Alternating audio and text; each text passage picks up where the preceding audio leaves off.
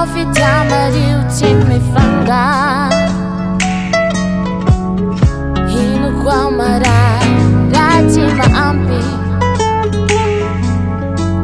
Hanoza reki tiaku tiatakalo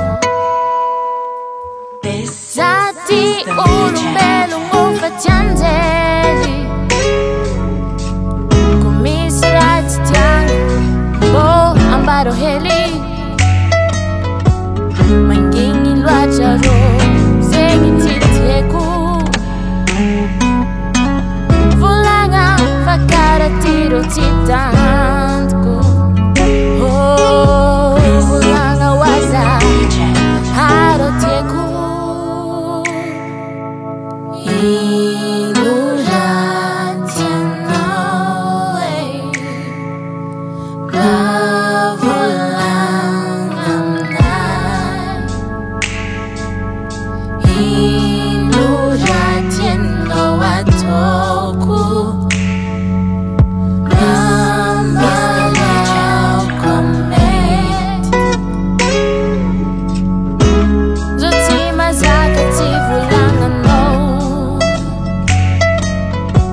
Seconda recti sono zontai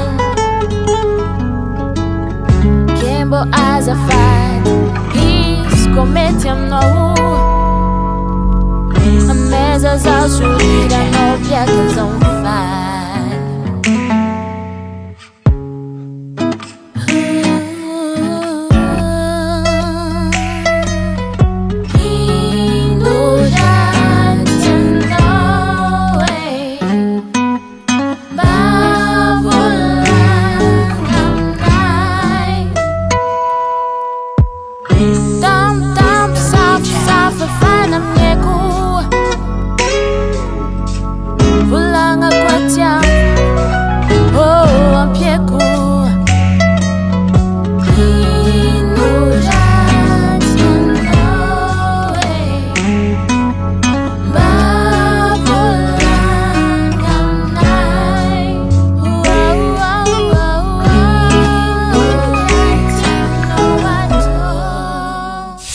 GS Records.